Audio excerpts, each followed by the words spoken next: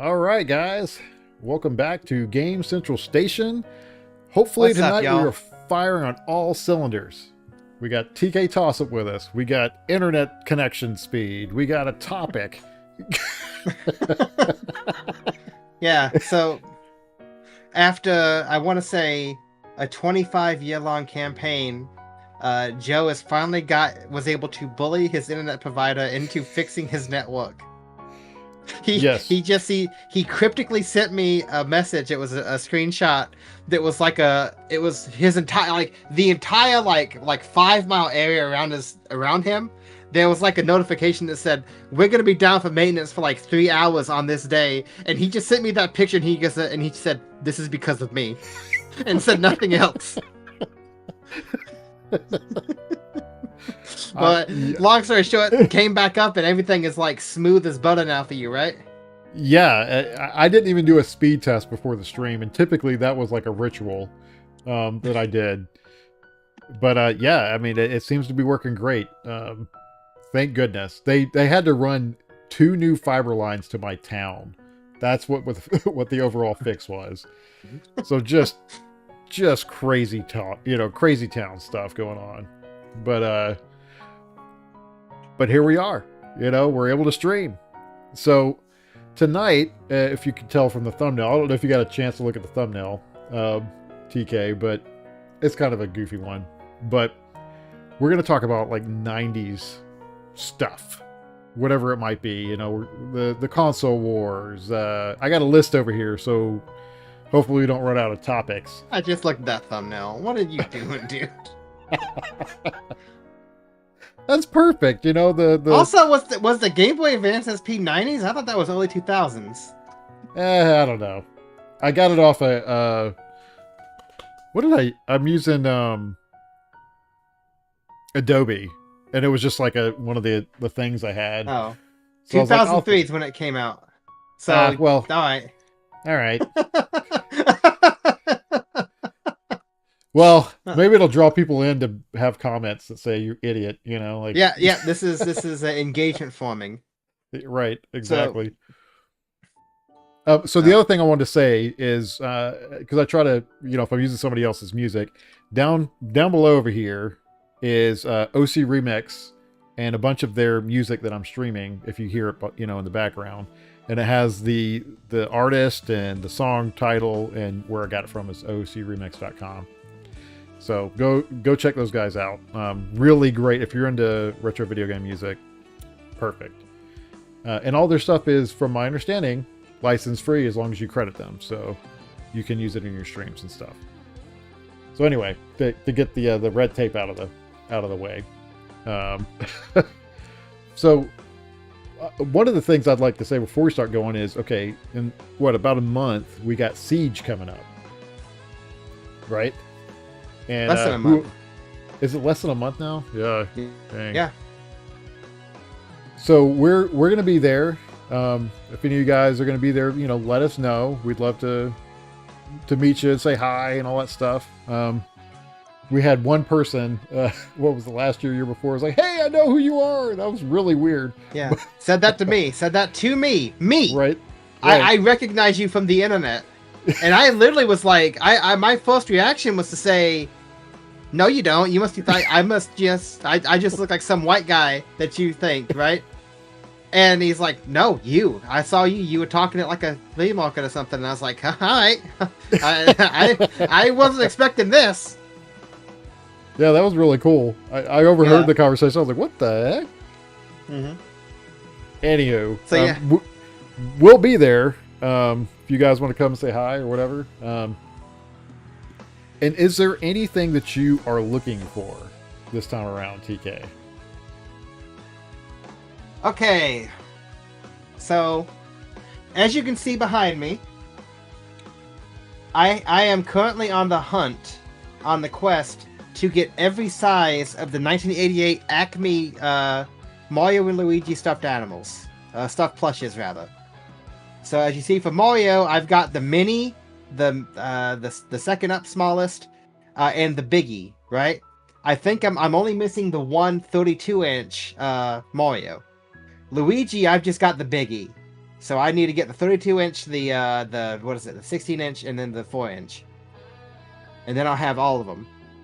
So All right. if I can get any of those guys there, that's gonna be cool.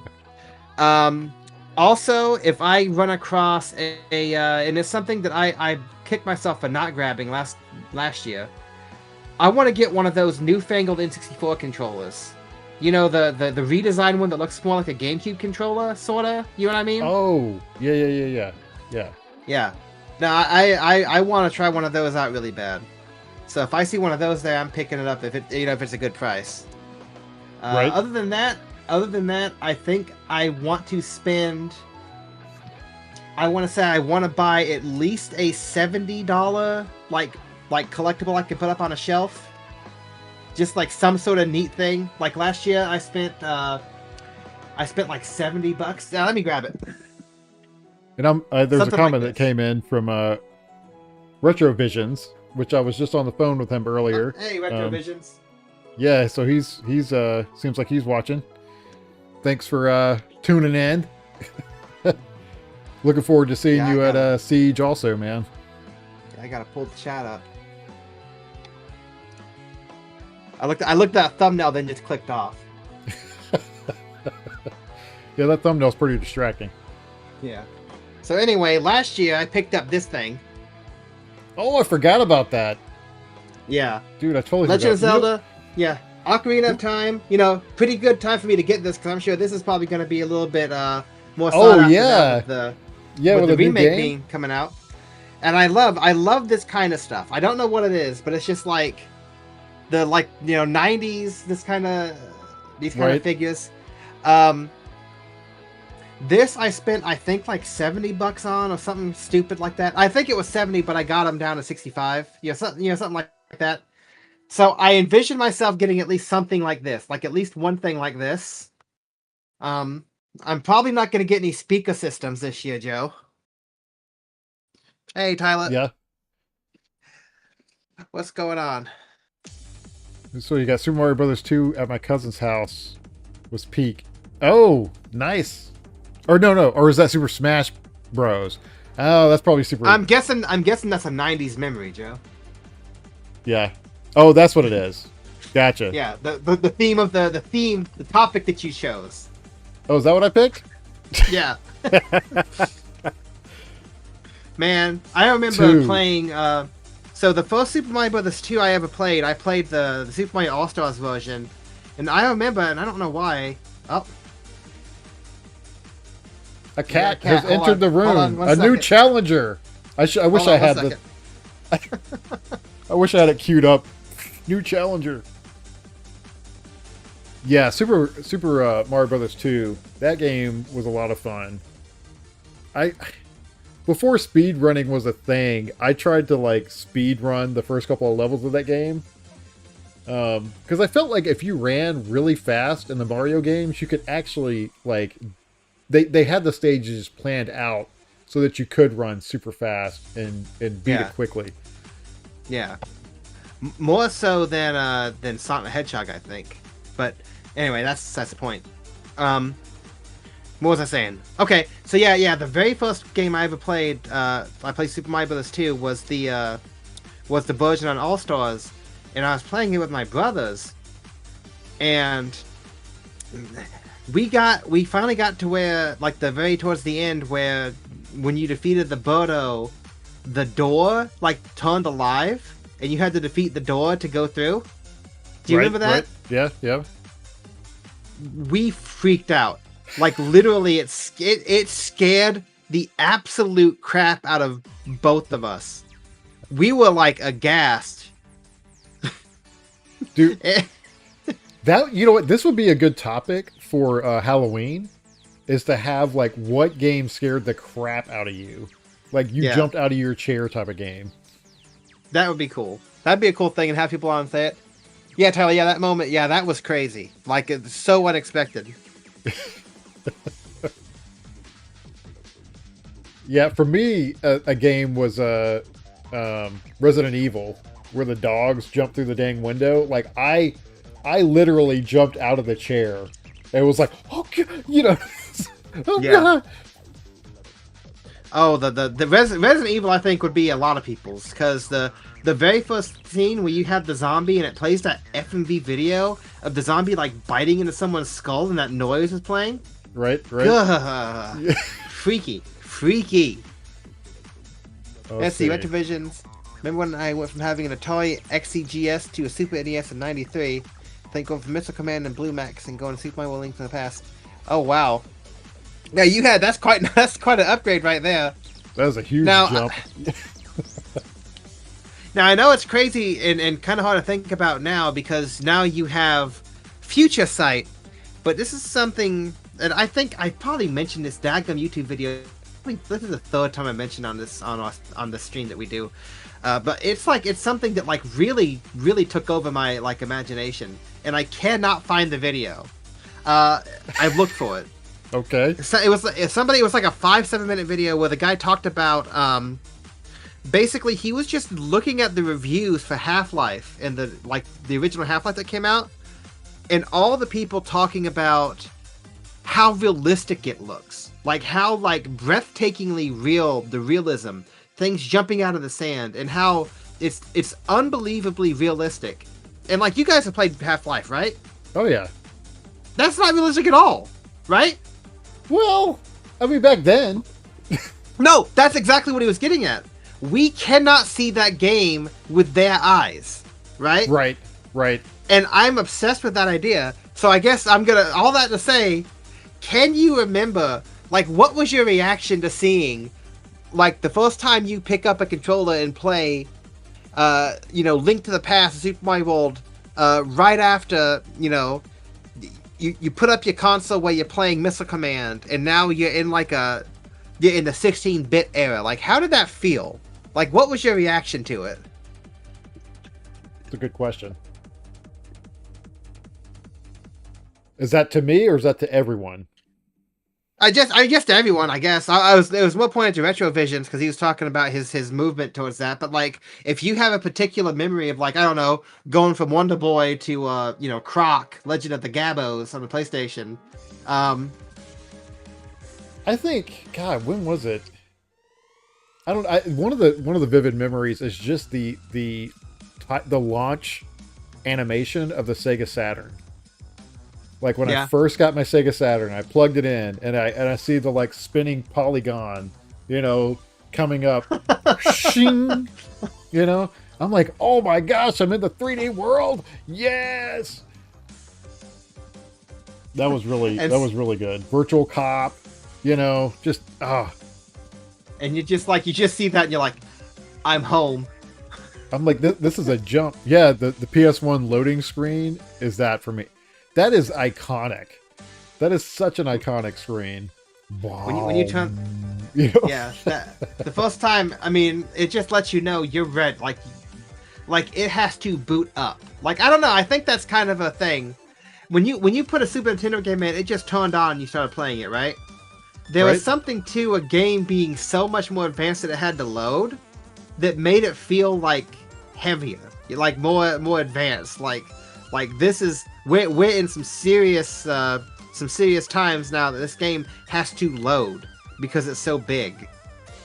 Because back then I didn't understand ROM based cartridge loading, putting and loading the game in I didn't understand any of that. I just understood this is big enough, it's gonna load, and it felt important. Right. Well, here's some more comments here. Let's see. PlayStation was a jump for me also when I got it in '95. The idea a home console could play a game off a disc versus a cartridge. PC games, sure, a disc, but a home console, mind blowing. Yes. Yeah. Well, because I remember really being in wanting to do PC gaming, but it just took a lot of effort, especially back then, and so just popping a disc in and playing something that seemed kind of equal was pretty amazing. A buddy of mine's older brother had a Sony Vaio desktop, and he was playing the game The Horde. Do you know that game? I wonder if The Horde. Was that? I think I saw it briefly. I'm trying to see if I have it. I think I still might have it somewhere. maybe not. But it was a PC game, but it was also on the Sega Saturn. And so when I got a Saturn, I was like, I'm getting the Horde, man. Which is just like a village, you like protect the village and build people to protect the village from like a horde of like bad guys. But it was just cool to be able to play it at home on my Sega Saturn and not having to have a big old desktop and stuff. Yeah. So that, because PC was like cutting edge, but you had to spend a lot of money, to get a PC, and it kind of like that was like, I mean, it's notary now to be into it, but like back then, it was real notary. You know what I mean? Like you had to be like really into this sort of thing to want that like fidelity. So when PlayStation came out, PC was gonna have better fidelity than PlayStation 1, but people didn't care. That was still the jump. The jump from Super Nintendo to PlayStation was like such a major thing. Like I remember Mega Man Legends. I don't know if any of y'all have played Mega Man Legends, but that game in particular was a game that as I was playing it, I was just like, man, this is like this stuff has changed. Do you know what I mean? Like this is crazy.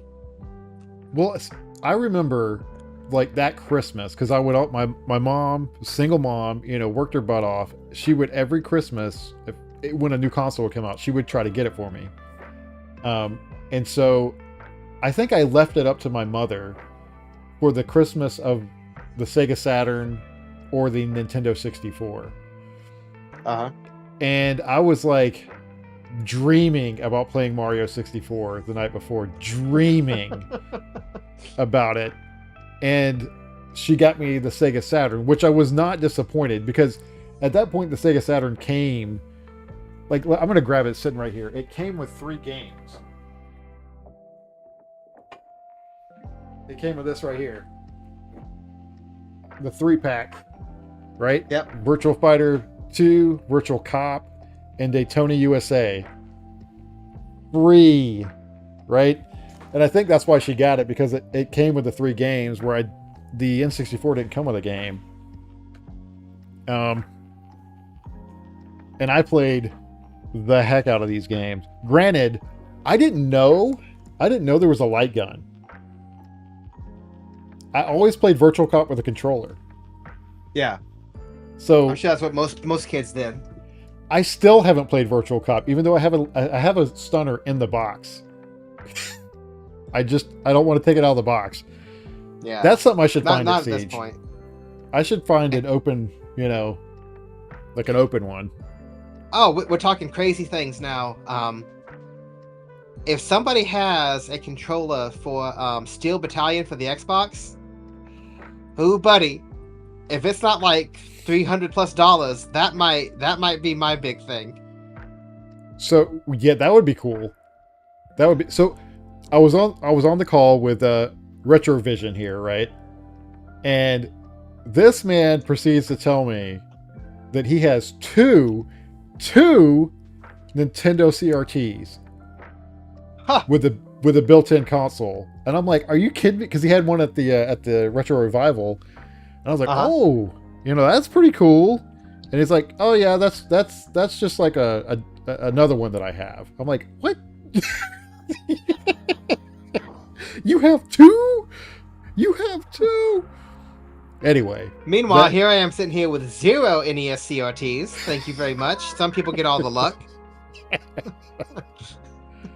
Oh, see, what did he say here? He said, well, here's another thing about the PlayStation. Having a Discman that music CDs would skip, but the PS1, you could listen to the same CD without any skipping. Yeah.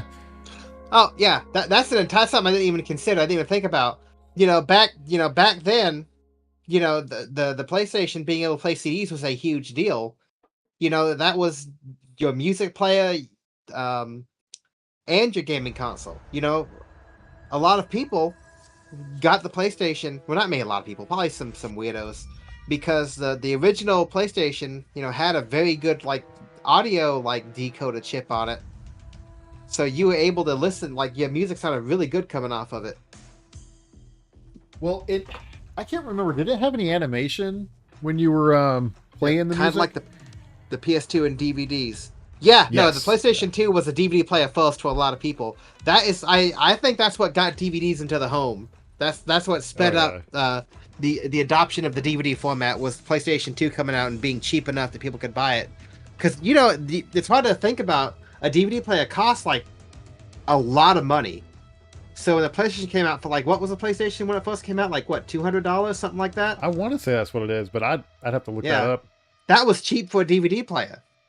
So people got that. Yeah, I mean, and then the same thing with PS3 and Blu-rays. Well, Sony is really good at that.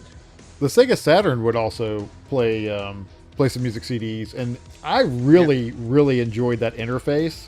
Like you're in a spaceship, and it has like the little boxes like that are booming. Just really neat.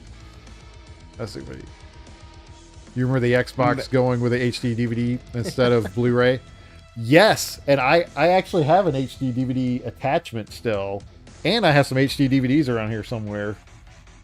Yeah, enjoy them now. Apparently those things don't last. I do need to pop some in and see if they still work, because it's been a minute. Fair odds they're not going to, from what I've been reading about them. Dude, I almost sent you a message, Tyler. I was at the thrift store the other day, and they had an HD DVD player for $10. Oh, wow. I didn't pick it up because I already have two. Like, I don't need any more. But I was like, I don't know if you'd be interested in one of those. Not particularly. Yeah. Well, I ran across the combo unit I have that's Blu-ray and HD DVD. Yeah. It's like a jewel. From such a weird time. Yeah. Oh, do I have... I remember playing the Transformers movie, because I have that on HD DVD. And apparently, to my eye, it did look better than Blu-ray. Personal opinion, but it looked better to me. I think you're just looking. I got a keen eye for the visuals, man. I don't know. I don't know. I can't see past 1080p, so. That is true. Like that moment I showed you that you could change the refresh rate on your monitor, and you like flipped out. Now that's different. No, I'm saying like resolution. I can't really tell a difference. Let's see. Think about the Panasonic Laser Active, able to play TG16, Sega Genesis, Sega CD Laserdisc games all in one. Panasonic Laser Active. That's a little bit new to me. I haven't heard of that. What? Was that the thing that they put in that cycling thing? The big cycling game? Or am I thinking of something different? Yeah, just trying. Yeah, Joe is the master of justifying his purchases. Don't worry about it. If he buys something stupid, he's gonna make sure he's okay with it. Like that's at the end of the day, the coolest thing ever, whatever it is. And then about a year and a half later, he'll then just say kind of quietly, "Yeah, I shouldn't have bought all that big bag of stuff. I shouldn't have got any small." And then I sell it to you. Okay. Having a time here. We're talking, enjoying, and you got to come and do that to me. I mean, that's how it usually rolls.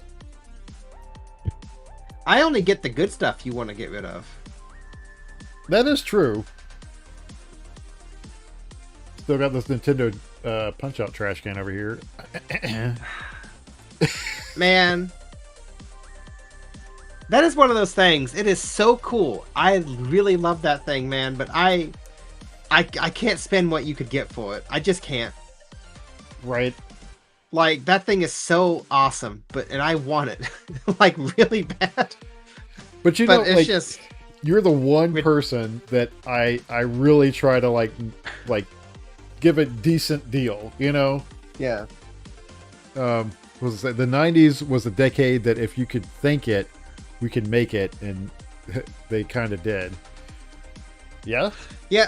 So that's what was cool about the 90s going into the early 2000s, is there was such a breadth. So, you know, technology had been getting like smaller and smaller and better. So we were seeing every generation in consoles, generation like televisions, generations in like media. You were seeing like huge jumps in consumer grade stuff from like, you know, in the span. I was watching somebody do something, play it's called the Mario Hour, where you play like 4 Mario games back to back and try to beat it all. Not 4, like 5. It's Super Mario Bros. 1, 2, 3, Lost Levels, Super Mario World, Mario 64. 6. So you try to beat all 6 games within an hour, right? Right. And I was watching them play that, right? And they went from Super Mario Brothers to Mario 64, and I'm watching that, and I was like, that's like about a decade, like in terms of like technological improvement right there. Within that time span, things got so much better. It's hard to think about that improvement now, because you know now we've gotten so good with stuff. All we have are incremental improvements, so it doesn't feel as magical. But yeah, no, you're absolutely right. If you could think about it, you know, people were crazy enough to try it because, you know, we hadn't had everything hammered down yet. You know, it's like looking into the early 2000s and all the weirdo phones that were out there. Nobody knew how to make a phone, and they just went with it. And they had some crazy stuff that looked really neat. Engage. Yep, and then Steve Jobs had to come out and ruin everything. And he's like, here's a generic square rectangle that everyone is gonna have now, and we're gonna destroy all this. But you know, the thing is, it worked because that was the best design, right? For like people to use, for human beings to use, right? And you know, I'll gripe that I miss buttons, but like you got to think when it comes to a consumer device. You know, there's only incremental improvements there, and so you can't really see like a huge leap in technological improvement anymore. So I think that's like when people feel such a way about like that time period, about like the 90s and around that time. I think that's what they're more nostalgic for, is just like you didn't know what was happening next year, right? Right. I think that's what they thirst for most of all. I think that where they tried to recreate some of that was when they were doing 3D and game, like 3D glasses and stuff like that. And then when they got into the VR, they're trying to make this leap again, but it never lands. Yeah. You know, where these older consoles, it seemed like it landed. Like people were fighting for one side or the other. Oh, it's cooler here or cooler there. You know, I'm Sega, I'm Nintendo. You had a passion around it because one might be a little bit better than the other. And there was like different like design philosophies behind how they made their stuff, and there was like actual arguments that could be had about what you liked better, right? And it was such a time. And now, you know, your Xboxes, your PlayStations, they're all, you know, computers. They can all theoretically play all the games that the other one can make for the most part. So they really could. So it's like, you know, that's not necessarily a bad thing, but it's just like, you know, it is what it is now, and it doesn't feel as crazy. Retrovision says the Atari 2600 was on the market until January 1992. That's crazy. Right, I didn't. So that means the Atari 2600 was out for like what? Didn't the Atari 2600 come out in like what, 82, 84? That's a pretty long run.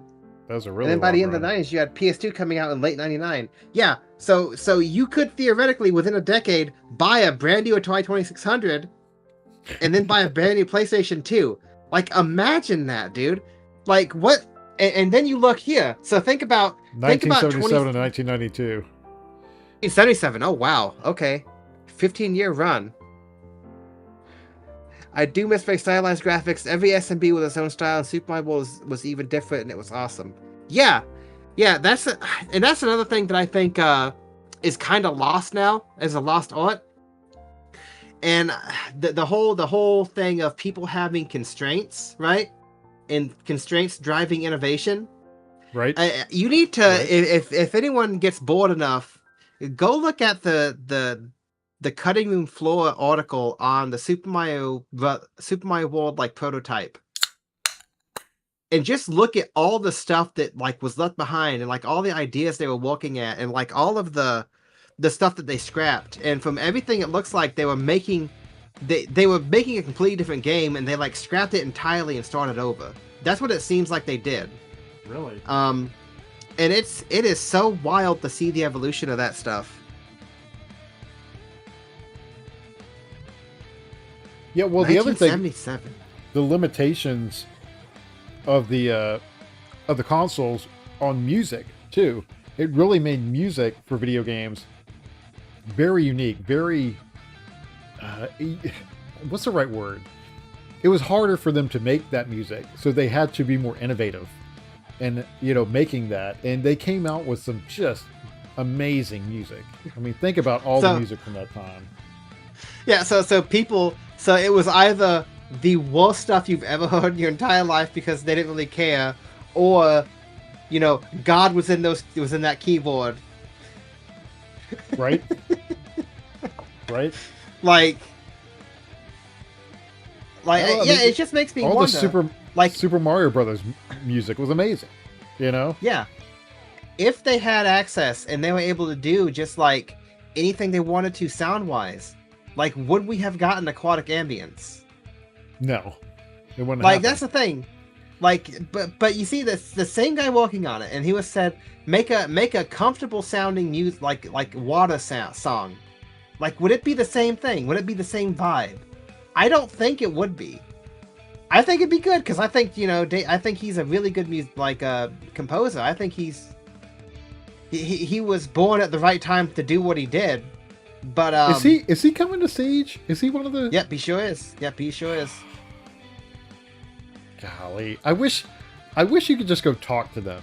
I know they're there to make money, but I wish you could just go talk to them, you know, and not have to pay like $20.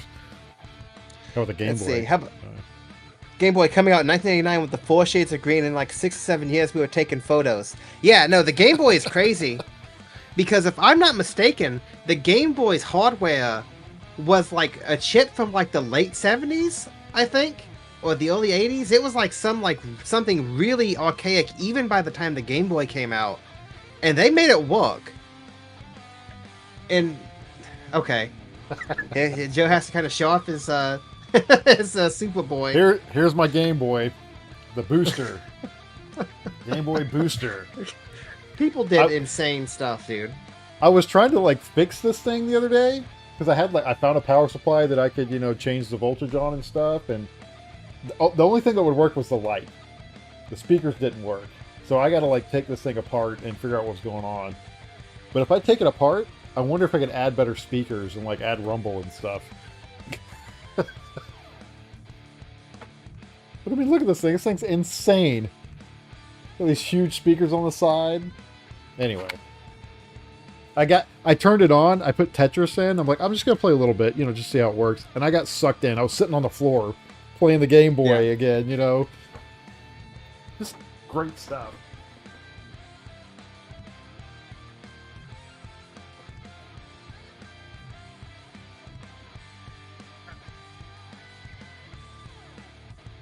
I've always wanted one of those. I got it at Siege, like a couple of years ago. I saw some dude walking around with one. I was like, dude, that's so cool. And apparently there was like 2 at that show. So I went over and grabbed the other one. Because I was like, when are you going to see that again? You know? Like, yeah. That's exactly my thought process behind grabbing this guy. What was the name of that one little thing we went to? Pick up a Pac-Man 2. God, you don't see this often. It was in Wilmington. We were asked if we were citizens. Yes, like he was like, "Are you citizens?" No, I'm sorry, not citizens. He asked if we were civilians. Civilians. That's what it was. Yeah. Yeah, we go to this small little, you know, expo, and we pull up and park, and the guy was like, "Hey, you know, roll down your window," and then he said, "Yeah." He literally did the cop like thing to Joe. Rolls down his window, and the guy, he just goes, "Are you guys civilians?" And there was like a pregnant pause because Joe's like, "That's a weird thing for someone to ask." I was like, what he was trying to get at was that everyone who was parking there that wasn't like a food truck or something had to go park in like a different parking lot.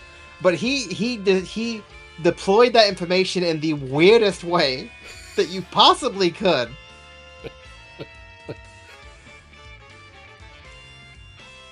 Yeah, there was Yes. a VR headset that came out in the early night. Yeah, I think don't you have one of those, Joe? No, not that. Not that. What he's talking I'm about. thinking of the Master System one, the 3D glasses for the Master Yeah, System. I have the 3D glasses for the Okay. Master System, but I don't have. That's- There's like an actual VR headset that had like, was it like a spinning thing, kind of like the virtual? Like I don't know. I haven't heard of that. Let me look that up. You haven't heard of that? That thing is wild looking, dude. The Victor Max Virtual Reality Stuntmaster headset. Oh my goodness. You can get one sealed on eBay for $1,600 right now.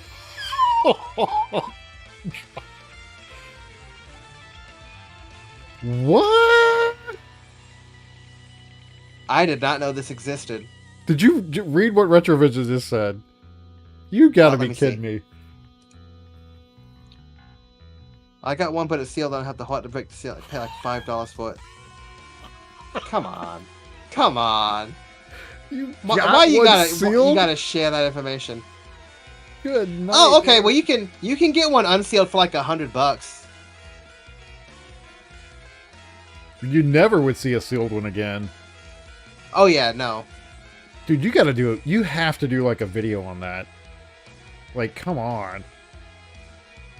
That would be so cool. Just do like a YouTube short even. Like, 15 seconds just to... Just showing it off, yeah. What is this song? It's Mega Man X. I don't know what the freak this is. I'll change that. I remember Mega Man X being sounding good. Right? Yep, 2009. Man, the halcyon days where nobody cared about this stuff and you can get anything for just a song. I miss those times. I miss those times so much. Remember when you were actually the geek? You know what I'm saying? Like you were the one that was like, oh, you're the gamer. Ew, stay away from that guy. He's a geek, I kind of miss those days.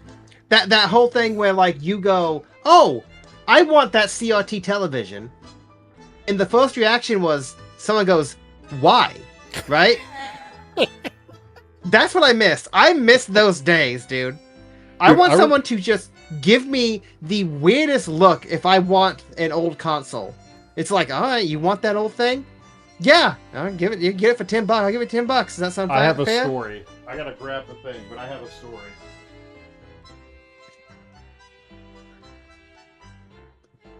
So I was down at this was back in the day.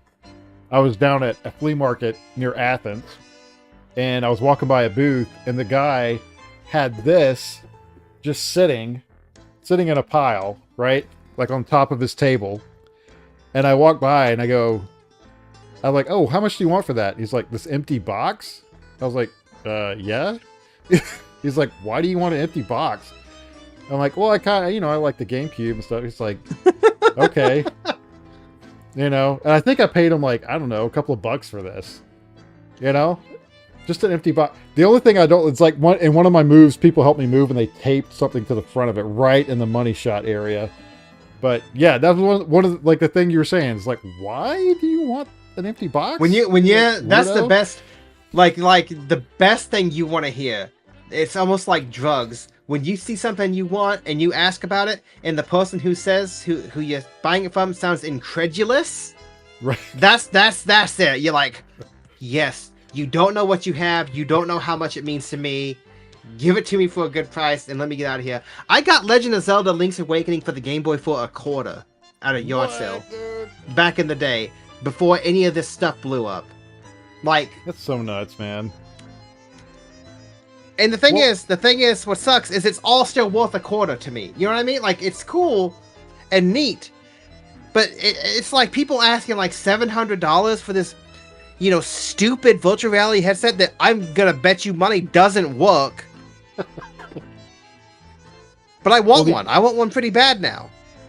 Well, so the guy at the thrift store, when they brought this in, this trash can, the guy had like just junk in it, right? He was using it as a trash can. And he just walks in with it, just here, take this crap, And the guy up at the thrift store was like, I will totally take this. Thank you very much. But yeah, he didn't think it was worth anything, The guy who donated it.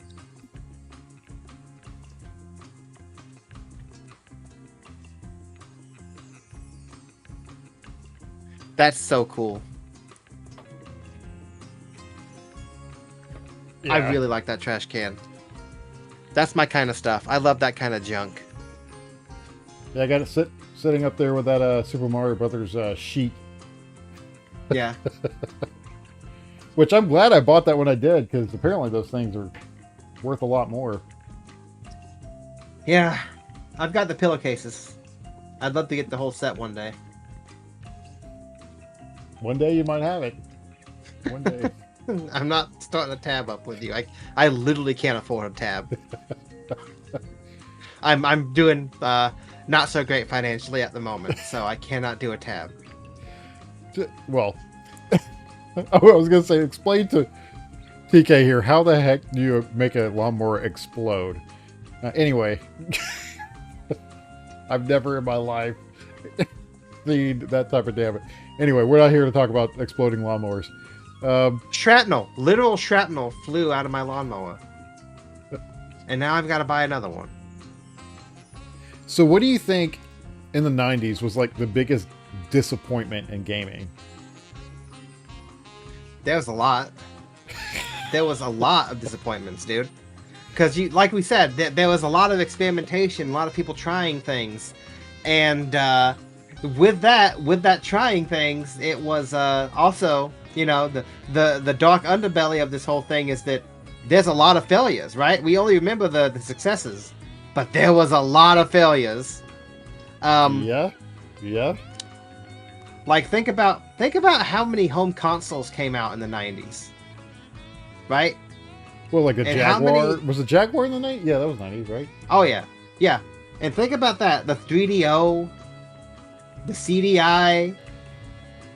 Just like these people coming out with these consoles and just not making any money on them at all. Was the Virtual Boy? When did that launch? Yep, Was that was Yep. that was 90s.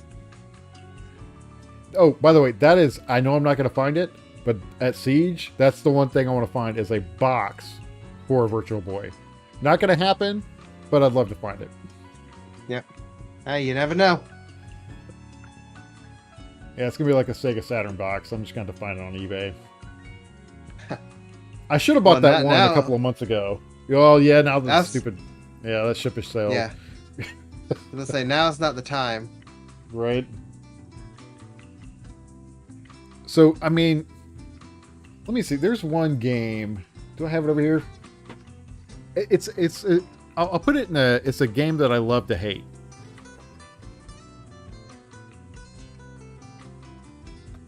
Kind of a chill song here. This, whatever this Donkey Kong. Yeah, this song is nice. I'm digging this. This game right here, Crime Wave. You ever heard of it? No. It's like this, like overhead. You drive these like cars that have guns on them and stuff, and you try to like hunt down other. You have missions to like hunt down people doing bad things, and you kill them, right? Like Twisted Metal? Kinda. I mean, I don't know if you can see with all this glare, but kind of like how that overhead look is. Okay. This game, the steering in it was so horrible, but the game was so cool and grungy. It was like, just like a post-apocalyptic type, futuristic style game. Uh-huh. This was like total dud of a game, but it's like one of those ones I really like, but really don't like it at the same time. Like I'm playing it, and I'm like, this is not fun, but I like doing. Anyway, that's one of those disappointments.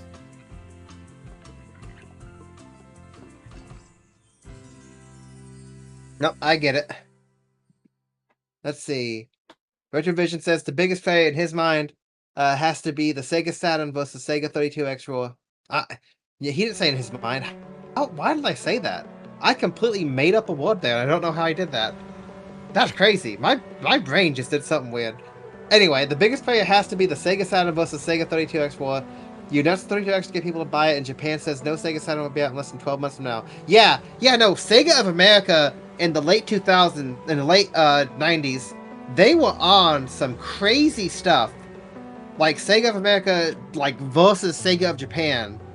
I don't know what they were doing. Like they released very good consoles, and like even the Sega Saturn, like it was a really good console, but they Oh just yeah. they shot themselves in the foot so bad that they had no choice but to give up the console game. Like I don't know what they were smoking. I mean, so I guess it counts, right? The Dreamcast does because of the release date, 9999, right? Yep. So it's a '90s console, and that's the one that hurts the most to me, because I really liked the Dreamcast, like really liked it, and for it to basically bite the bullet in what, like 2 years, Uh huh. I was I was I was devastated. Yeah, I mean that's a lot of people. People they were like real huge Dreamcast like fans, Oh yeah. and when it dropped and they were done with it, yeah, it broke a lot of hearts. I mean, how much I like the Dreamcast. I still have mine hooked up. I have it online. I still go and play PSO on occasion. I Uh huh. just bought the VMU Pro. I pulled the trigger Yep. on that. Like I'm really into the Dreamcast. To the point, like, man, I feel like I should, if I see a cheap Dreamcast, I might pick it up, even though I have like three, Yep. just because I'm crazy. Let's see. Couldn't have gave tradition go in, and the U.S. 32X wouldn't fine for that market. The Saturn was the right move in Japan. If the U.S. hears what Japan has, now they want it too. Yep, yep. No, they were basically acting like two different companies, but they were sharing the same like budget pretty much. And so instead of having one really good, console that would have fulfilled everything, they just they split themselves. It was an own goal, and it really sucks because say what you want about Sega, but like having like different people in the console market really does help with the whole competition there. It's a good thing that like Sony jumped in to fill that vacuum, and Microsoft with the Xbox kept it going. But as we can see here, that's all starting to wind down. I think the whole like competition stuff. We've got Sony and Microsoft. They're basically just making PC games now, and they're releasing everything on save for a few titles on their own on each other's consoles and on the PC. And then you've got Nintendo in their own little neighborhood doing whatever they want. And it's just kind of I don't know, it feels like it's a different kind of vibe and kind of an environment nowadays. Right?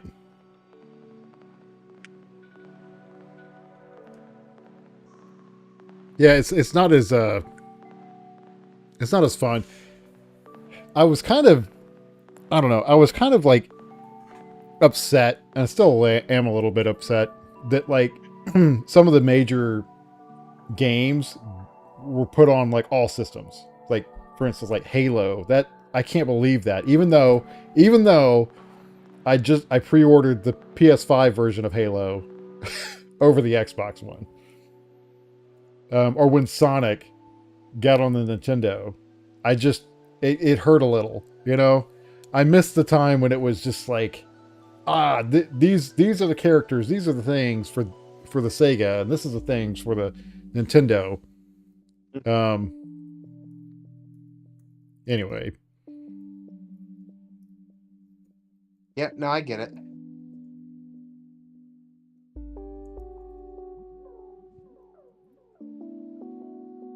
trying out this poll option. I wonder if it'll work. Oh, I haven't yep, no, I tried see that. it. You're gonna need to add something to it. Was there only one? I put two in there. No, you have two, but where's Sony at? Nah. I'll do that later. Okay. Yep, the almighty dollar always wins out. Yep, that's exactly it. Yep.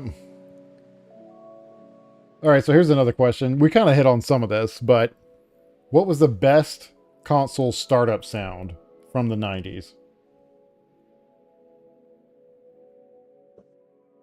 Ooh. I'm gonna have to go PlayStation 2. Really? I really like the PlayStation 2 startup. That or was the OG Xbox 90s or was that 2000s? I think it was 2000s. Because Xbox, I Yeah, think, has the best yeah, that was startup sound of like 2000s. any console. Yeah, the OG Xbox has the best startup sound of any console. But I'd say for the 90s, just edging in there, yeah, it's the PlayStation 2. Hmm. I don't. The PlayStation 1 was pretty good. Pretty good. Oh yeah, no, it was good. I'm not saying it's not. Oh, that's a hard one because I like the Dreamcast one. I like the Saturn one actually. Like Uh-huh. I can hear the Saturn one in my head right now. And I Yeah, guess that one's that's not cool. that's not totally fair in a way because there were systems that didn't have startup sounds. Yeah. But I will say the Sega Genesis, the startup sound for me was Sega when you put in Sonic and you heard, you ran past the screen. Da, da, Yeah. That was pretty da, good. da. I was going to see if I couldn't find, I thought I had a bunch of these sounds, like startup sounds. Startup Serenade, is this it? Let me see. I was going to see if I could maybe find a couple of them. Here's a startup. Will this play? Please play. Don't be stupid. It's probably not going to play. Watch. Oh, maybe. It's thinking about it. Nintendo Game Boy ding is pretty great too. Yeah. Oh wow, you got some Shantae themed 90s thing. I'm very curious what you got.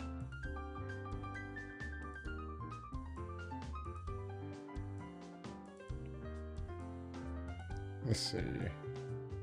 I don't think this is working. Lame. I was gonna play the startup sound. Well, dang.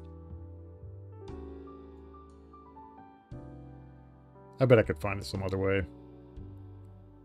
Yeah, that's something I gotta fix at some point. Is my my music that's like locally here on my computer and stuff, or on the server.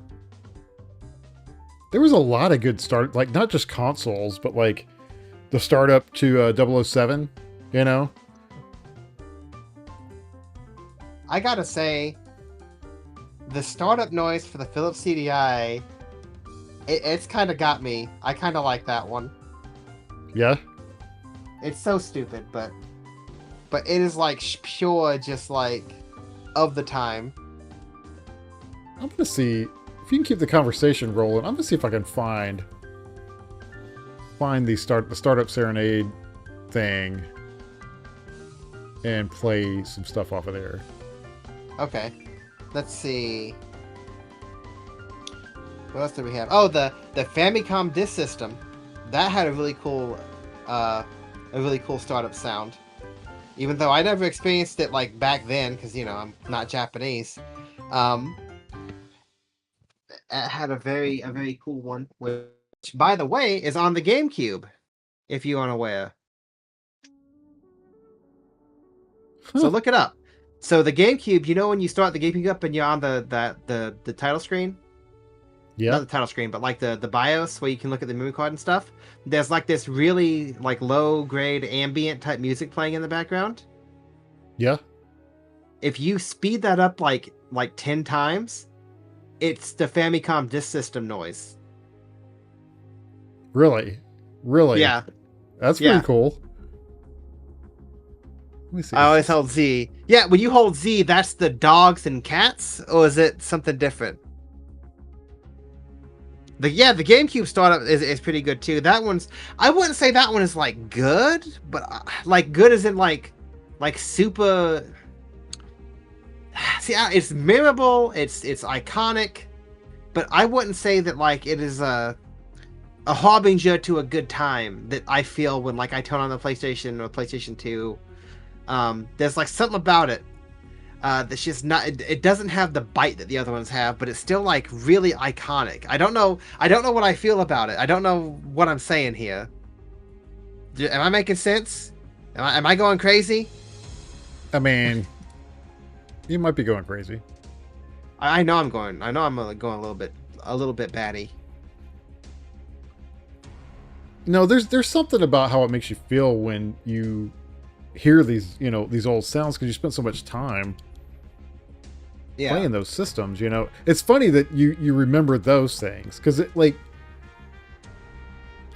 I think specifically you're starting it up, right? Like you've got home from school or whatever, from work, depending on how old you were, and you hit that power button, you hear, the PlayStation sound coming on.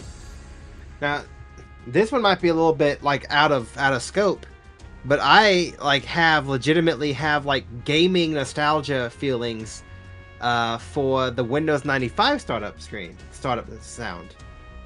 Oh, well, is that Because that's the one that has like a really good groove? Yeah, because back then the computer was just for me to play games on. So when I turned it on and I heard that noise, that means I was about to play some games. So I would turn on Howie's Big Math Adventure or Howie's Big Word Adventure, whatever I was feeling that day. Turn on Genome. That game, I feel like that's one of those games where I'm like, man, that's a game that only I know about, and I love it so much. I loved it enough that I went and I got the box. I bought the box sealed, so I could, keep it for posterity. Yeah, let me go grab that. Does that play? Off. Yep, I heard it. No, I can't pause That was it. the Game Boy Advance.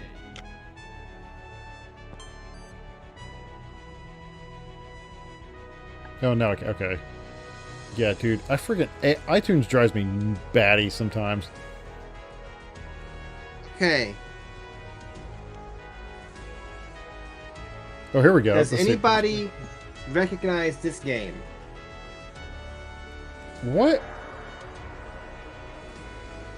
No. You don't recognize this game at all? Big box PC game? Is that FMV? Windows 95 CD-ROM? It's FMV in the sense that it's like a video, but it's not like human actors. Okay. Still completely sealed. That's cool. If I have anything Where'd to you say pick that about up? it, I got it off of eBay like 15, 20 years ago. Oh, okay.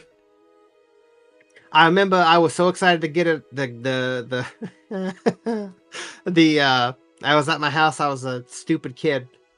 The mailman was walking up to my porch to like put the box on the porch, and I went walking out there shirtless to grab it from him. Oh God. Didn't even think about it. I was just so excited to get this box. Anyway.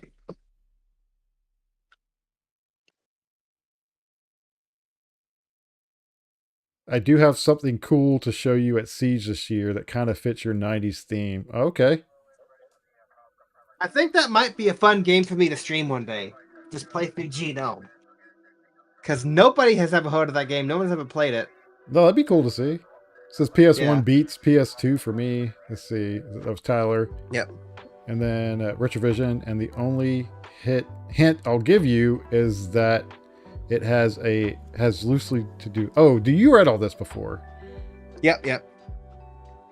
Don't worry. I've been keeping it going.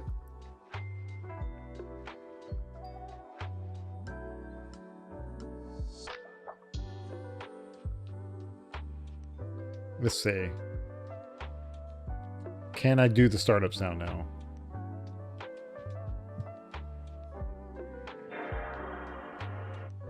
Yep. I heard it. And then it stopped. Oh, really? Yep. You might want to pause your music. Oh, you can have it playing at the same time. There's a bunch of startup sounds on here. If I can get any of them to play. I'll see if I can find the PlayStation one.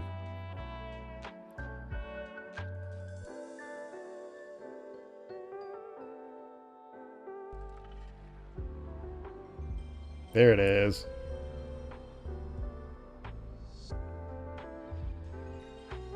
That's pretty good. That's pretty good, dude. Like,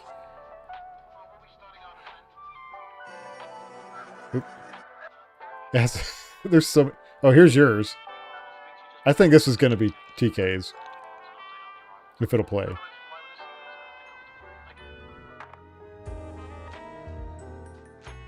You might want to pause the music. It's kind of melting in.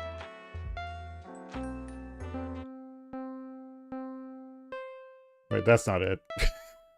What is the piano? What are you doing? It's the I don't instrument test for something. I was trying to play this. Let's see. What kind of loosely talking about system startup and game startup, but I think mainly system startups. But if there's like a particular game startup that like fills you with joy, feel free to talk about that as well. Oh yeah, totally. If I can play it on here without it being, it's being really dumb. Oh, how about this one? Play it.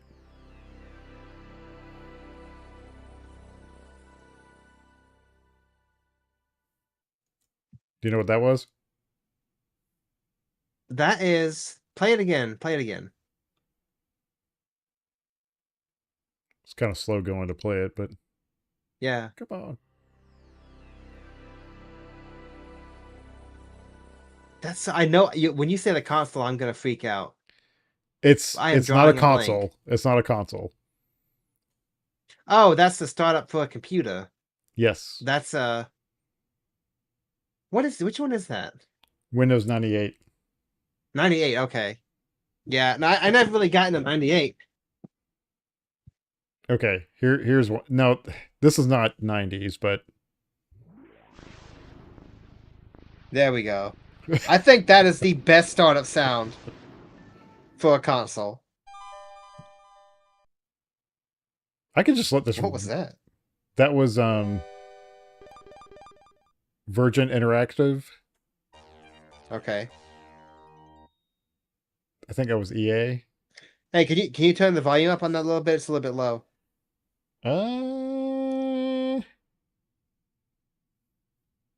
You know what? Instead of doing that, I'm just gonna YouTube because like if I try to play it off of iTunes, it's like I can't see which one I'm actually playing. I'm just hoping it's playing the one that I want, Yeah. which is no fun. Do the Philips CDI opening intro. Do that one first, please. All right. And tell me this is not the most 90s trash intro music, like intro sound. Like this is the sound of this ain't gonna work out.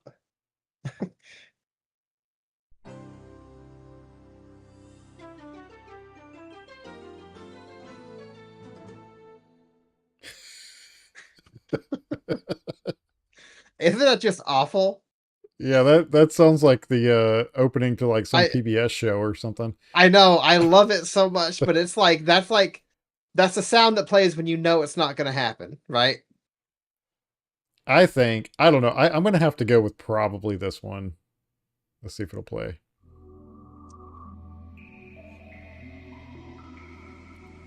Yep. Oh, the Dreamcast. Man. What was That with or like the late 90s, early 2000s? Like everything was like wet. uh what was that game, Wetrix, that you passed up on that one time? Wetrix. Yeah. Let's see. Then I played it. And I was there's your Sega Saturn. Yeah, Oh, I like that one. that's a good one, man. The Sega Saturn one's That's a pretty good good. one. That's a pretty good one. Let's see. I like the simple Windows 3.1 startup and shutdown music. Yeah, that's pretty good. I like that one. I never really messed with 3.1 that much, but yeah, I know the sounds, and the sound was good. Pull those ones up. Let's see. Oh, okay. This does both. That's a good Yeah. one. That's a good one.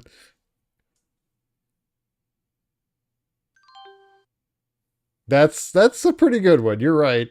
Um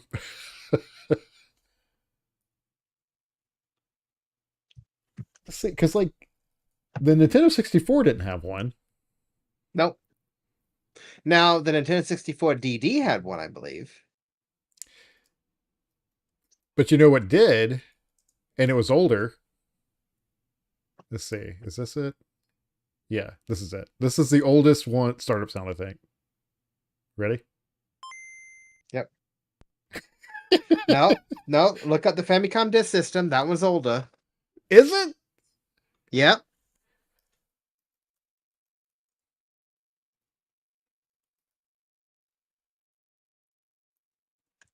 Let's see.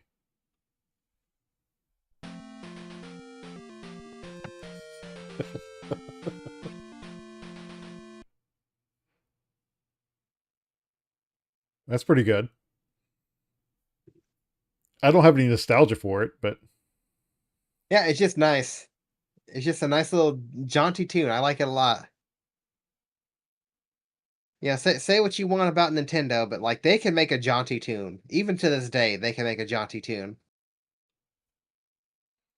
Let's see. I was against Windows 95 when it came out, but I grew up with when the big rage was the Windows 3.1 hot dog color scheme came out. Oh, that's awesome. The hot dog color scheme. Man, I forgot about that. dang, Nintendo Man, went out on our poll. they let of 3 whole votes. Right. I would have picked Sega, but it wouldn't let me vote for some reason. Oh, well. They really let us make our computers ugly back then. I wish they kind of still let us do that. Like they're doing enough to make it ugly on their own, I guess. Yeah, it's ugly because of the prices of them, but we're having fun. So, Oh no, I'm talking about Windows 11. oh, Pure disgusting. Pure disgust. so how about this? What was your favorite gaming magazine?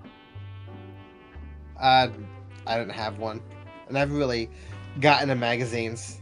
I Really? wasn't that kind of kid. I wasn't that kind of kid. I had a couple of like strategy guides, but that is it. I don't know. Game Pro was pretty good. Let's see. The one I'm looking composer. at. You're talking about the Todakeke song. Let's see. Well, how does it go? It goes,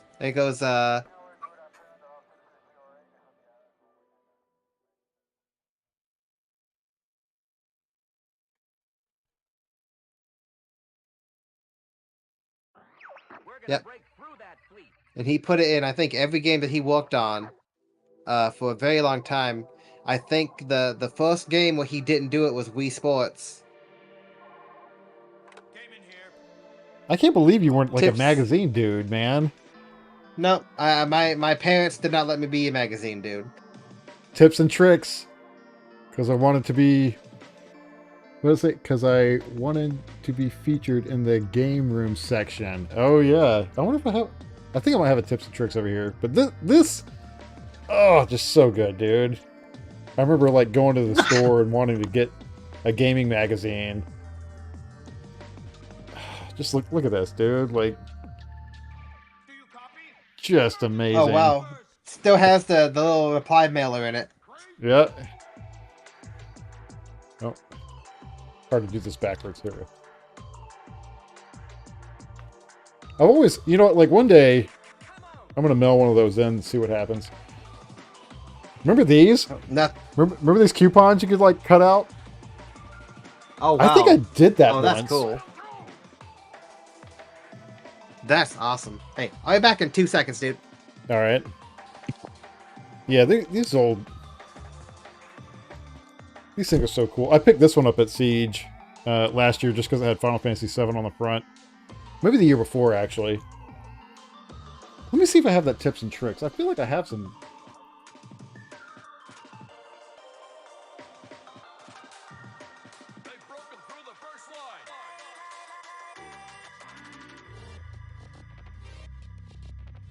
I don't know. Let's see.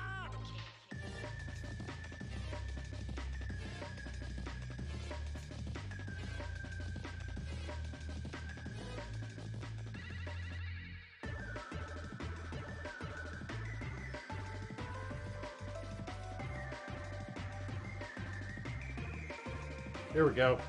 I found one. Here's an old tips and tricks. They had this at I think this was at Siege. But yeah, I used to like these tips and tricks. Like, I haven't even looked through this one yet. Still taped up on the back. Let's see if I can open it. I need to get my camera set up better, where I don't have to switch it. But I have like a way I can do overhead views of this stuff. Oh yeah, Marvel Superheroes versus Street Fighter on the back. God, yeah, I remember this, man. This is awesome. Oh wow, you have a Shimmy? tip and trick magazine. Yeah, I got a few of them. I like tips and tricks. I wonder if this one has the game room section he was talking about. Because I don't know if I remember that.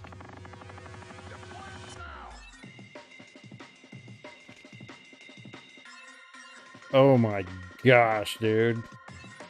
What is that? This is like, Tyler's gonna freak if he ever finds this thing. Oh wow. That's awesome. Look at this stuff, dude. Look at that M&M's gumball machine, dude. Yeah, that thing is nuts. Wait, go to the left. Is that Kazooie? Is that a Kazooie? To the left, this way? Like plush toy? Yeah, yeah. Yeah, look at that. Oh, that's just pictures. I thought that was like a stuffed animal. No, Okay, there is a him in a suit, like some guy in like a banjo suit. I wonder what that suit is nowadays. Cool Zone. Oh my god, what is this?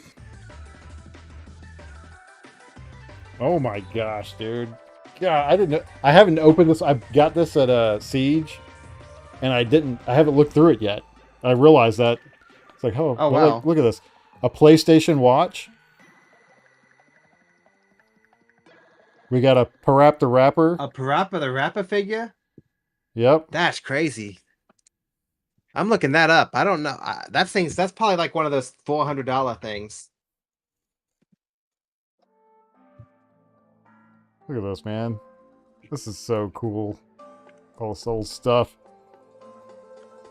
Hoping that I run across some of this old stuff at Yep, $200. Dang. I was on the money with that. That's crazy. I don't see the game room thing he's talking about. I gotta look at that. Like, look that up online or something. Maybe it's at the beginning? Let's see. He asks, is that an Adventure Vision by Bust IT? Was that one of the things? Was there an Adventure Vision? Maybe. I've never heard of an Adventure Vision. Oh my gosh, I forgot about all the Game Shark cheat codes that this had. Look at this. All these cheat codes. Oh wow. That's nuts. That was a very good magazine. There were some I wish I would have known about. So like the Dreamcast magazine. That would have been cool to have known about back as a kid.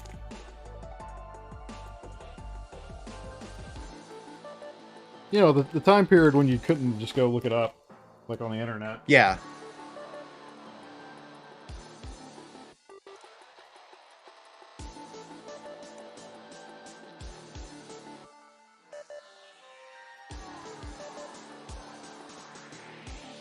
These were also really cool. So it's a tips and tricks, but it's the code book. So all the secrets for all the different games back in the day. Special Collector's Edition. Fantastic. Oh, if I might have showed somebody's old address. I didn't realize that was on the front. It'd be alright. Let's see. Do you have a Funko Land flyer with the games and prices? By any chance, Joe? We got Retrovision asking? Funko Land? No. Nope, no Funko Land, unfortunately.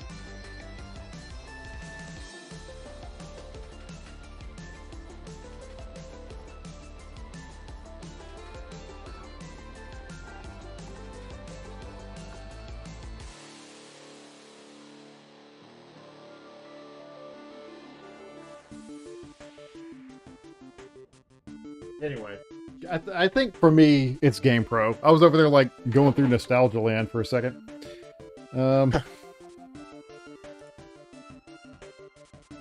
Okay, so here's another question. Name a couple of games that you rented from Blockbuster back in the day, or any rental store. But if it's different than Blockbuster. So I never really rented from Blockbuster like video games. We had in the town I lived in, we had an All-Star Video, like a more local thing. And what was crazy about that place, and it's something that is like something mystical, now that I think about it, for whatever reason. Does working there count? Place... Yes. Sorry. Yeah. This place had the rarest games. Oh, dang. And by that, I mean, they had Mega Man X3 for the Super Nintendo to rent, right? Right. They had Misadventures of Tron Bonne, Trap Gunner, Brigandine, every like games that you can get for the PlayStation that go for like $200-300 now. So as I grew up, I played. That's what I played. We'd rent those games and I play through them. And then later on in life, it's like, oh, I want to pick up those games again. And every single one of them, over $100. Like insane. So I got a very eclectic taste for games because of that place, because they chose to put those up that way. So one of my earliest memories of renting a game was the Disneyland game for the NES. There was a local like mom and pop rental store that wasn't too far from my house. And I remember because like I really wanted to go to Disney World, but we were just too poor, like we couldn't go to Disney World.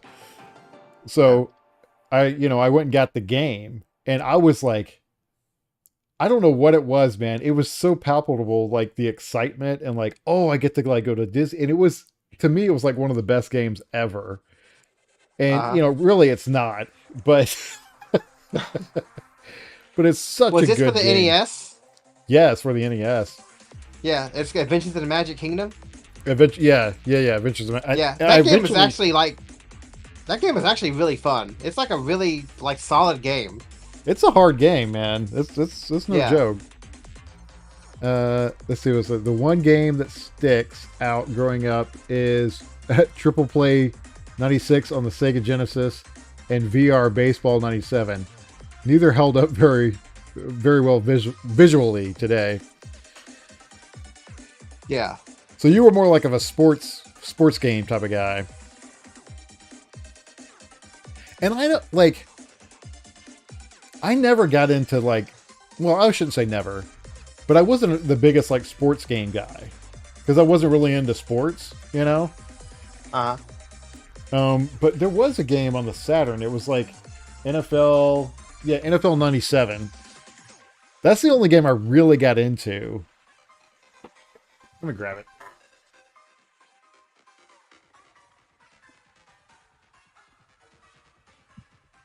This is my like original copy. That, funny enough, guess where? Okay, can you guess where I picked it up at Retrovision just by the price tag? Don't say anything, TK.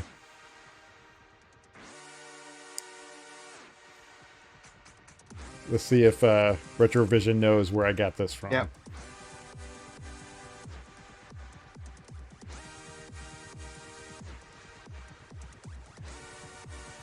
So I picked this game up at a certain place, and but you know what? I give him a couple of minutes there, but so I picked this up at I believe this was Blockbuster. My local Blockbuster had a bunch of games on sale, and that's where I picked this up. I believe that's right. From my old memory banks. But I played this game a lot. It was actually pretty fun. That's the only, like, one of the few sports games I got into.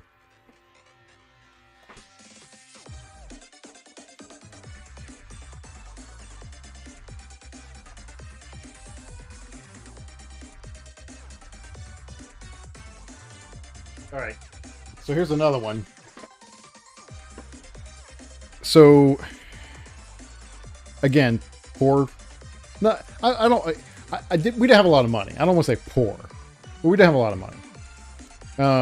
Because we had food and we were able to go to school. We had clothes on our backs, you know, stuff like that. So, but I guess this was like my teenage years. I really, really, really liked Final Fantasy VII, right?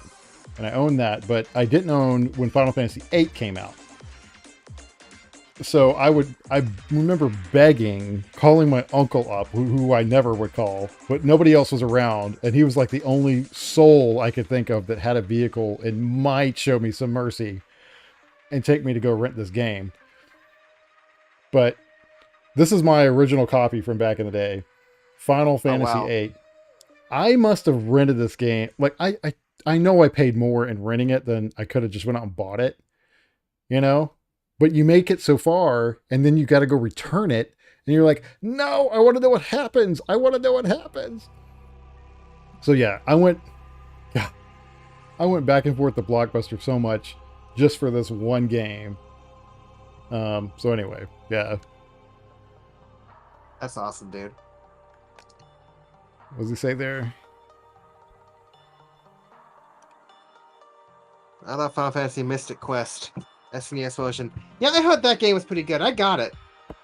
I gotta play through it.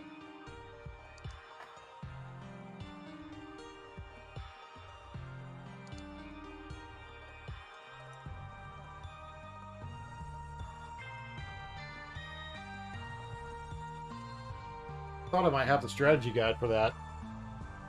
I thought I did. I thought I got it in that like lot of strategy guides. What, FF8? No, the Mystic Quest one. Let me look again. Oh yeah, no, you for sure got that. Yeah, I remember us going through it.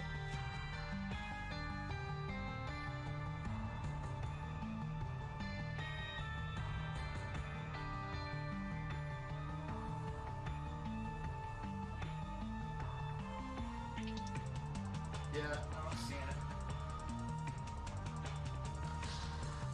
it. It was a really thin strategy guide though. So it's probably like stuck in between some other strategy guides on my pile over there. All right, let's see. Let's maybe do a couple more questions and then we'll call the stream. So here, how about this? I'll just read off the questions and we'll pick which ones we want to do. How about that? Okay. So, okay. Toys R Us, the gaming aisle. Memories of like going into a store, basically. We won't do the strategy guys before YouTube. We kind of hit that. LAN parties. Most underrated console. The best controller of the 90s. Favorite gaming commercials from the 90s. Games everyone loved, but you didn't. And then hidden gems. That deserve more attention. Whew. I think the best controller ever made is a good one to pick. Okay. And we're doing just 90s, right? Just 90s. Okay. Yeah. Well, for that, there's no competition. I'm gonna say the Super Nintendo controller. No one did it better.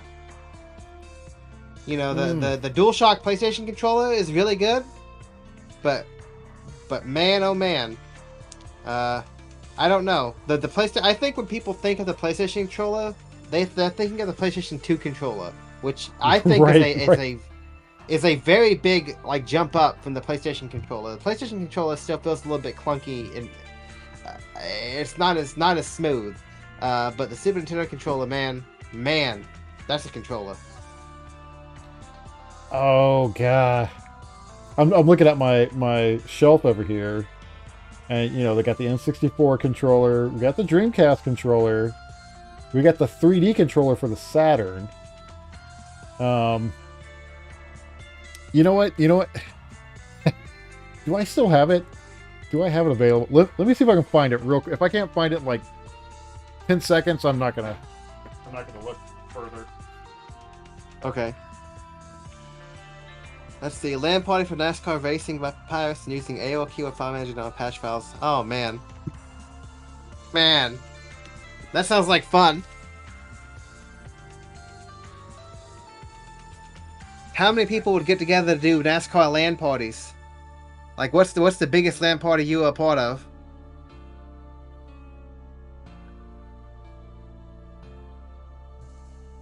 Couldn't find it. Okay. I showed this to you one time. I think, TK, but there was a Nikeo? Nyko? Was it Nyko? Is that how you said that name? Yep. Nyko. It was a PlayStation 1 controller, but it would split in half. It just had a plastic piece in the center. And I remember playing Final Fantasy VII, and I think some of 8 with that dang controller. Because you could just, you could just relax, and play. Just like the worst crunchy feeling, like poorly made controller, but just because it can split apart. That was probably one of my favorite. Via AOL. 8 people for a LAN party. That's awesome. Dude, AOL. Oh my gosh. I remember working at I think it was a Kroger, and they had those AOL CDs, at the checkout, and they were free. You could just grab it. It was like 100 hours of AOL or something.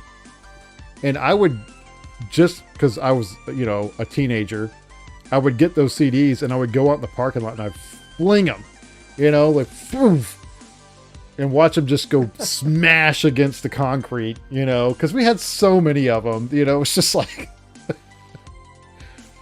anyway. That's funny. Yeah. So, okay. Do you want to pick one more, or do you want? Yeah, let's pick one more. Let's see. I'd say let's do a hidden gem. Let's each do a hidden gem game. Hidden gem that deserves more attention from the 90s. Ooh. Oh man. There's a lot that comes to mind. Part of me just like off the dome, I wanted to say Genome, but I don't think it's a hidden gem. I think it's actually kind of clunky and probably not the best game to recommend. Oh dang, what's a good hidden gem, man? Okay. For me, this is a good game. I might have a couple, but for me, this is a really good game. I played the heck out of it. Robo Pit for the Sega Saturn. This game. That's what we call a hidden gem. That's a gem because that's such an obscure thing, dude. Like, look at this. You got to build your own robot, and you could fight them. Oh wow! You could even just like let them fight. You didn't have to play. You could say, yeah, just auto fight. But I like playing. But look. You could like build the legs, and like if you beat another one, you could take their stuff and put it on you. Like, look at that Pac-Man looking dude. It was so much. It was like awesome. Robot Wars, back when that was a big thing. But yeah, this is the one from when I was a kid. Really, really good game.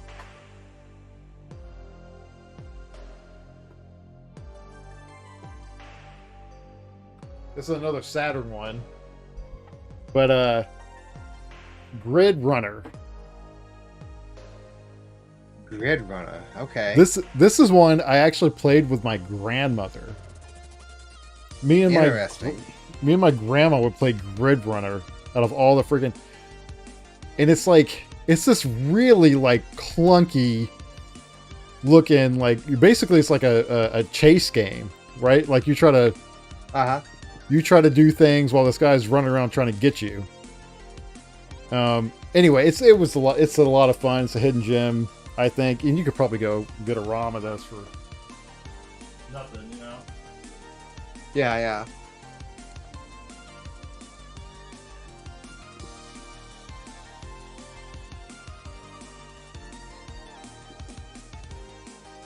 And then, sorry, I got a lot of hidden gems.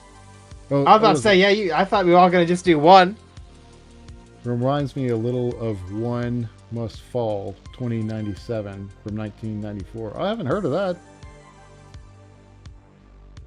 Might have to look that one up. One Must Fall, huh? That's the IBM DOS game where you build a robot, it looks like.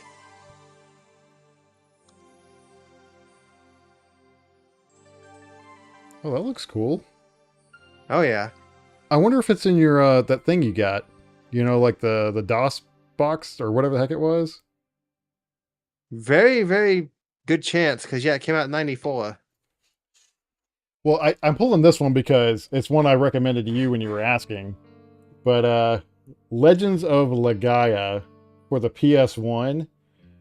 This one needs to have like an updated version made or something. Like, this is such a good, hard, but very good game. Yeah. Need to figure out my glare scenario here, but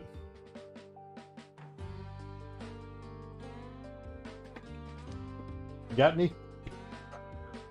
I'm gonna put this one out again. I know I mentioned it a couple times, and I already showed it in the stream. But if I'm gonna put one out, just to say, Oh yeah, Pac-Man 2: The New Adventure. The game is not that great. I'm not gonna say you're gonna walk away saying, "Man, this is a technically impressive game. This is something that I'm going to enjoy." It's a weirdo, stupid little game that you can beat like tip to tail. Like from the beginning to end, you can probably beat the game in about 2 hours, right?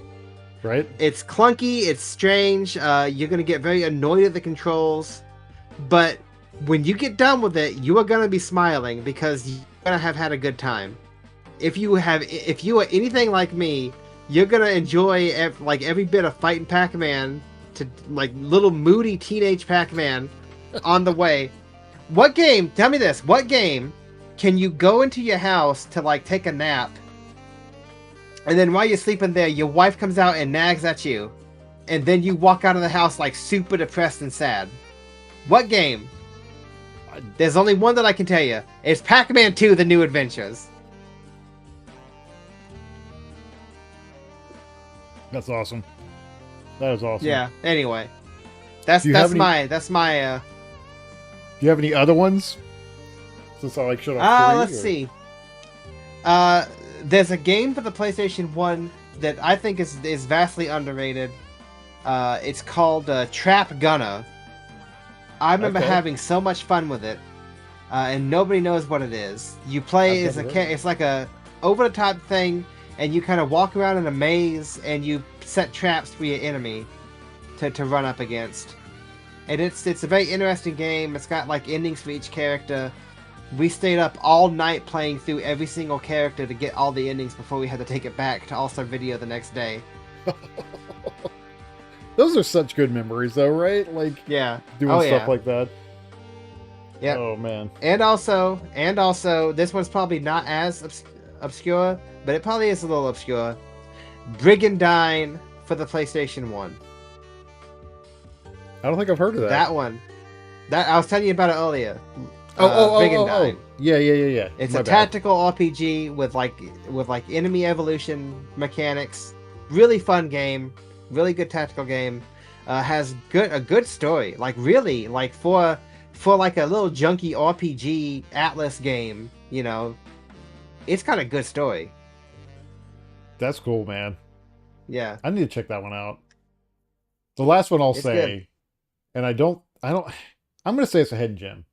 Because I don't know if a lot of people know about it, but you, Tyler, have heard me talk about it a lot, though, is Wonder Boy 3, The Dragon's Trap, for the Sega Master System. Okay, I'm not going to give you that one. That's not a hidden gem, dude. That's probably like one of the biggest titles for the Master System. I don't know, man. It might be a hidden gem just in the fact that it's like an ancient game for a console that, like, here in America at least, nobody really had. But it's not a hidden gem. That's not a gem.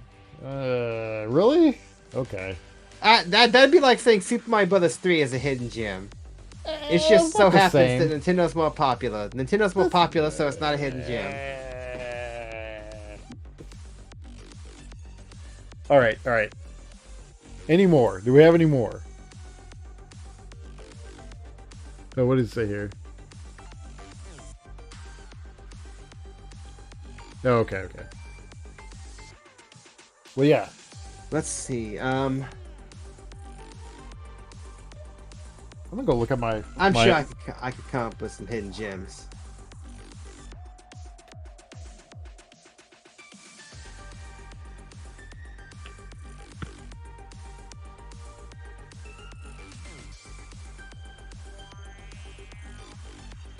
Yeah, I don't know. I mean, this isn't really a hidden gem either, but it's another one that's on a failed system, but Red Alarm. That was a really good game. Yeah, Red Alarm's really good. Would you consider Red Faction? Nah, that's not a hidden gem. Everyone knows what Red Faction is. And that's getting past 90s. Yeah, well, wasn't it PC? Well, yeah, that's past 90s, yeah. That's past you know what 90s. I played that on? I played that on... God, what's the name of that freaking... It was a first game streaming service. Do you remember that one? Gamefly? Gamefly. Yeah. I played it on that. Oh, wow. Dang, dude. Yeah, I spent a lot of time playing that game on there.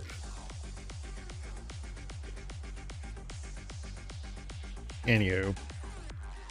Well, okay. Well, let's see what it says. Shimu 2 on, I think, Dreamcast isn't exactly a hidden gem, but it was great. Yeah, it's not a hidden gem. Oh, yeah. I mean, it's not a hidden gem anymore. It was a hidden gem then because you couldn't, right? You couldn't get it on the Dreamcast. You had to import that junk from Japan or like burn it onto a disc. That's how I played it. I played it on a burned disc. But that is a really good game. They really let me down though with Shenmue 3. Like I didn't even finish it. Really? Oh, my dang. gosh. How come?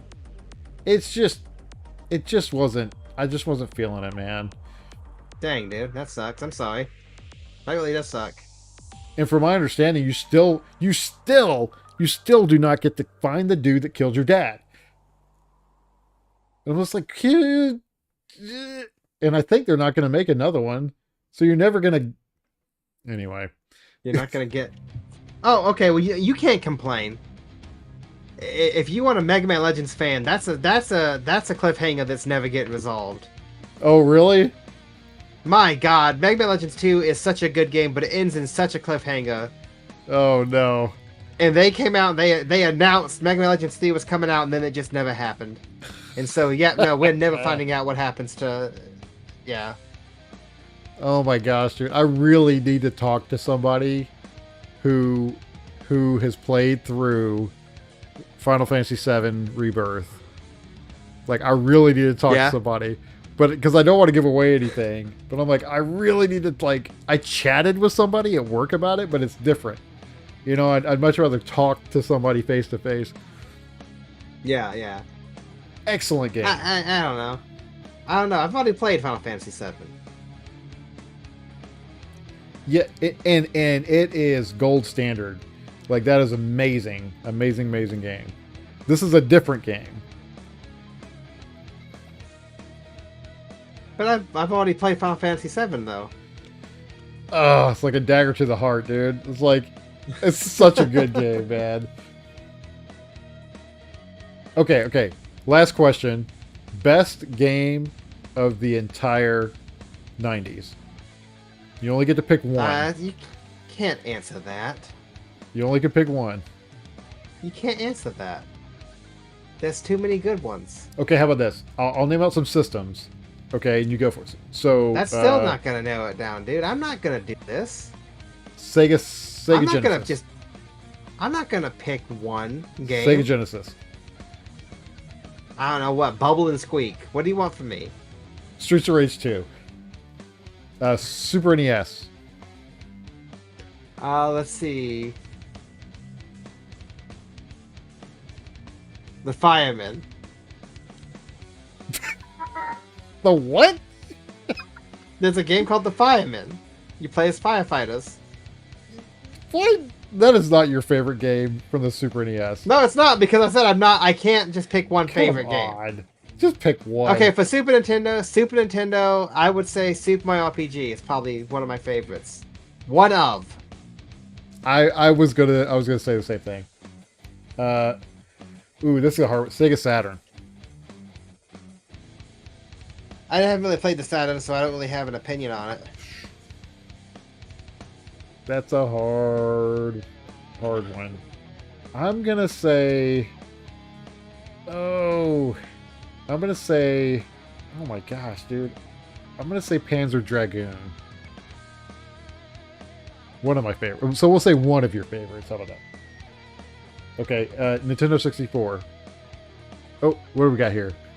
Everyone's talking about the first one, but the second one, for the longest time, was overlooked.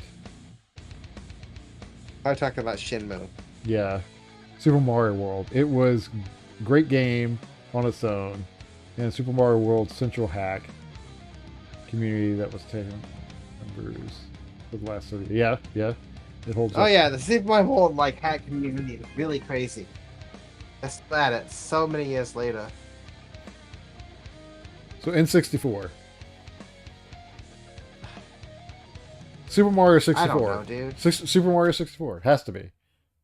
I gotta say, if I gotta pick, it's gotta be Banjo Kazooie. Wow. Wow. Okay. Dreamcast is kind of a hard one for me. I never played the Dreamcast, so I don't really. I'm gonna say Shimu. I'm gonna say Shimu. No, I'm a liar. Fantasy Star Online. That is my favorite. There you go. That's my favorite. Are we missing? I mean, I know I probably skipped a bunch of different systems, but anyway, we've gone far too long. See, is there any more comments here? It holds up all this time later, and it's being reinvented. Yep. Well, hey, Retrovision, really, we appreciate you staying on and watching the stream and commenting so much. It really adds to the to everything. And whoever else, helps. oh yeah, whoever else has been watching, thank you for watching. Yep. We might have. Well, I've talked to Retrovision about this. We might have him on a stream at some point. Okay. You know, because he has a lot of cool stories, and I think it'd be cool to have him on. I think you would want to. It'd almost be like you interviewing him because of just the history that this guy knows. Interviewing. I didn't want to comment too much. No, man, comment away. It really does help. Don't feel bad about it. Yeah. All right, guys. Well, we much appreciate y'all being on, and we'll see you again hopefully next week. Until then, keep on playing, and we'll see you around. Peace out, guys. Take it easy, y'all. See ya.